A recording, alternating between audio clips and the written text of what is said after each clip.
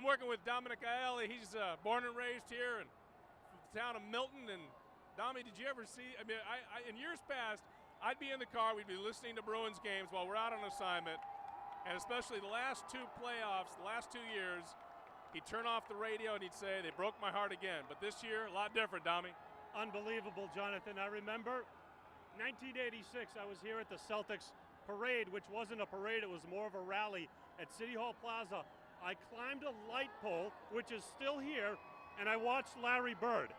Now I'm watching this rolling rally with Zdeno Chara holding up the Stanley Cup. Look, I mean, I think he's going to hit one Central Plaza if he holds it up any higher. You know, Jonathan, we get jaded covering this stuff, but not on a day like today. This is unbelievable. Yeah, when you talk about getting jaded, it's almost become used to winning. You get expected to win. But the Bruins were always sort of lagging. John, the coach was talking about, Joe Clulian was saying that the other coaches had embraced him. They had sort of invited him into the circle, but now winning the cup and bringing it to Boston, he feels like he is now a member of that group. And as we look at Tim Thomas hoisting the cup over his head, that's one thing he can hold on to. You got to remember, too, and he had hip surgery. He came back from surgery, 37 years old in this league. That's a little old to be playing, but, you know, he showed everybody what it is to be a goalie in the National Hockey League. It's like unlike any other goalie we've seen here, Jonathan. The goalies, and someone wrote this in the paper, the goalies, for us, they were the ones that usually didn't come through. Finally, the Boston Bruins had the goalie that came through, and that was the best player in the playoffs. That was Tim Crazy Legs Thomas.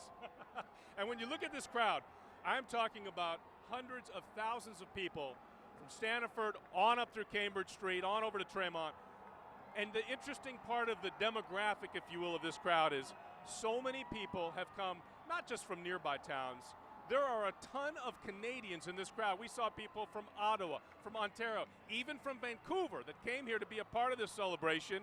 And when you think about it, and you think about the history of the Bruins and all the Canadians, because the vast majority of the team right now, Canadians. And you had Bobby Orr, you had Bork, you had Cam Neely. I mean, these are great players that came down, and that's why all these Canadians are just such big fans for the team. And don't forget, you know, Massachusetts has had their share of hockey players that have made it to the pros, like Amante, like Roenick. So we know hockey players. Massachusetts is a hockey hotbed. Unbelievable. And to see these guys out here today, a lot of fun here, a lot of fun.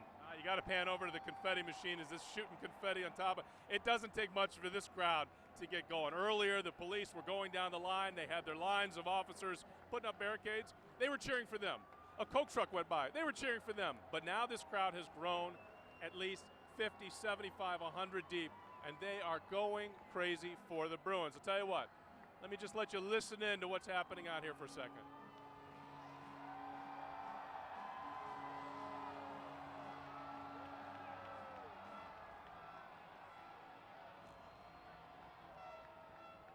You gotta love that foghorn. Boy, I'll tell you what, when that thing was going off in the Garden on Game 6, I thought it was broken because we were outside.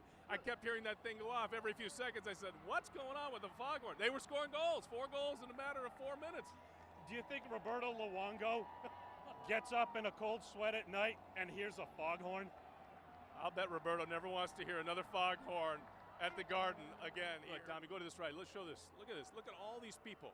They are all the way down to Stanford Street, all the way to Cambridge, and they are absolutely jammed. This is a lot bigger crowd than we saw for the Celtics, no question. Sorry, Jonathan, I couldn't hear you. It is a little loud in here. This is a huge crowd. Unbelievable. You know, I didn't think it would compare to a Red Sox or Celtics crowd or Patriots crowd. It might exceed it.